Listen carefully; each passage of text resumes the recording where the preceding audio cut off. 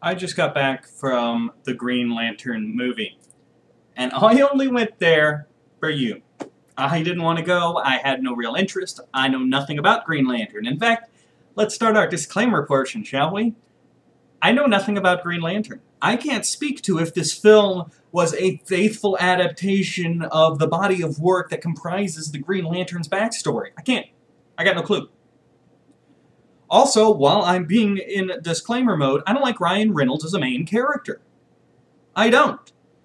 He plays typically the same character in every movie. And I don't like that character. He plays the man-boy, likable jerk. I don't like that character. I'm supposed to, because he's a likable jerk, but I don't, because he's a jerk. I don't like him as a main character. Now, I have seen him in a few supporting roles that I have enjoyed. There was a great movie a couple years back called Paperboy, where he was also playing a superhero, but he was the childhood friend of an adult male who just never got rid of his childhood friend, and that becomes part of the journey, is realizing he doesn't need this fake superhero with him anymore. Ryan Reynolds was pretty good in that. I also liked him in the Wolverine movie, where he played Deadpool, before he became Deadpool.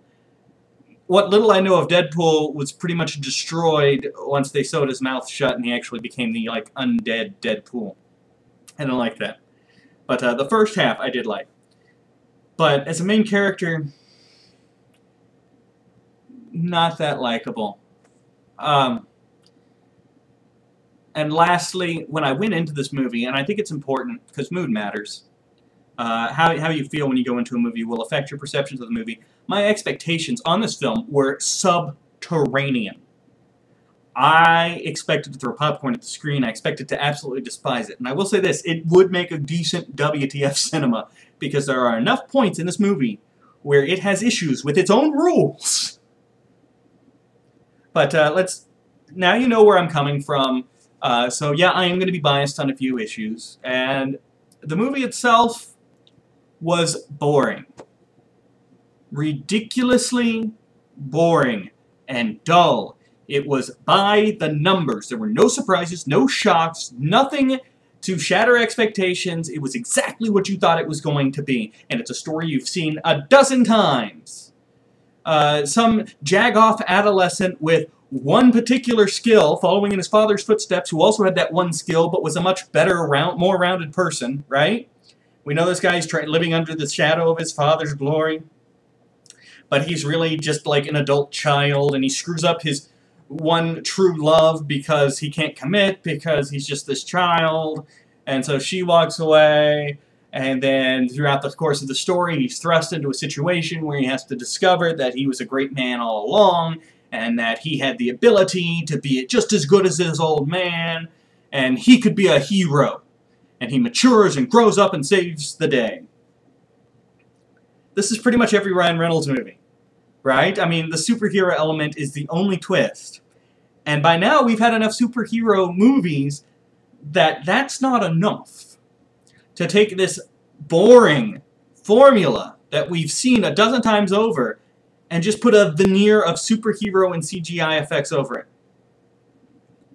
It's not enough. The movie is boring. It's not horrible. I guess I didn't demand my money back, but geez, I could have found a better way to spend my time. A lot of the CGI is nice, although I'm getting a little tired of CGI.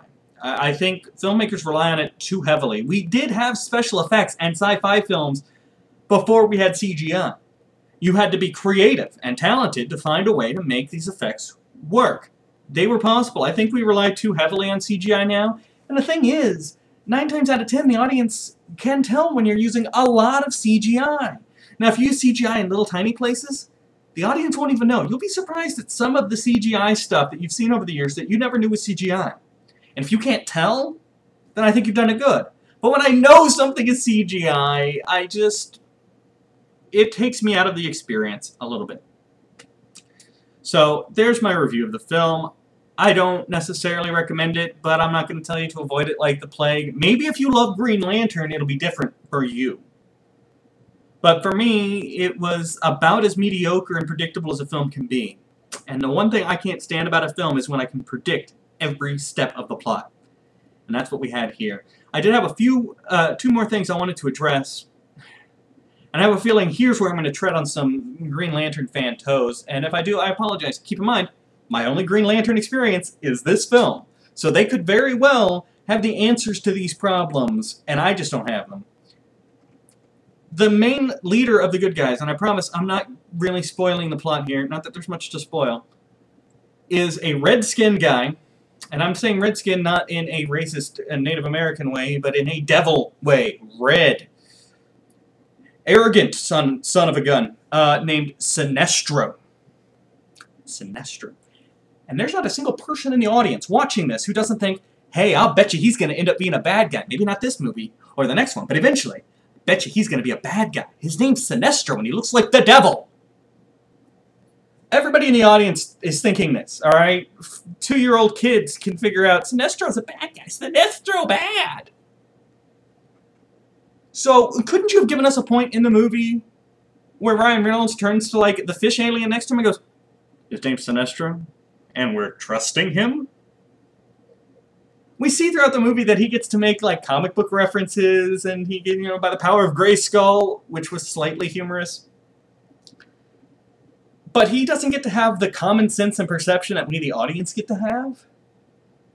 See, and that's a problem with the writers. The writers wanted him locked into this formula, so he can only perceive what they allow him to perceive.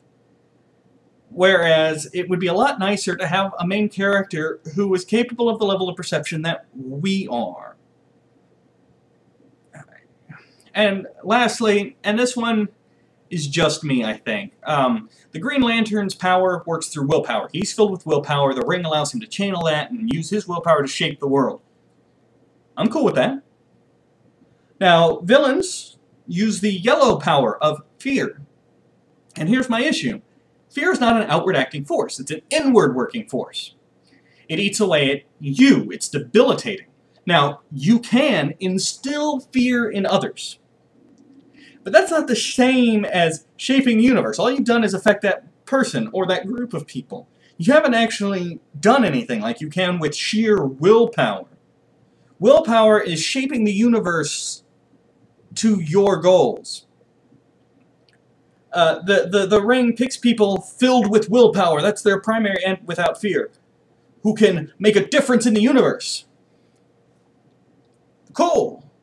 But if you are filled with fear, you would shrink away. I mean, you would close in on yourself. You would be debilitated.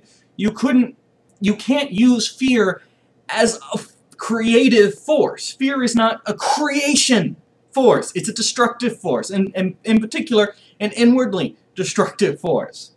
So, I know I'm arguing the metaphysical energies of a comic book world. But that does bother me a little bit in that I can't seem to quite wrap my head around how you use fear to shape the universe to your will. You're still shaping the universe to your will by a fear, so you're still using will and not fear. Anyway, I realize I've gone off on a bit of a safari here. So, thank you for watching the review and making it, you know, seem to me like my opinion matters, even though it probably doesn't.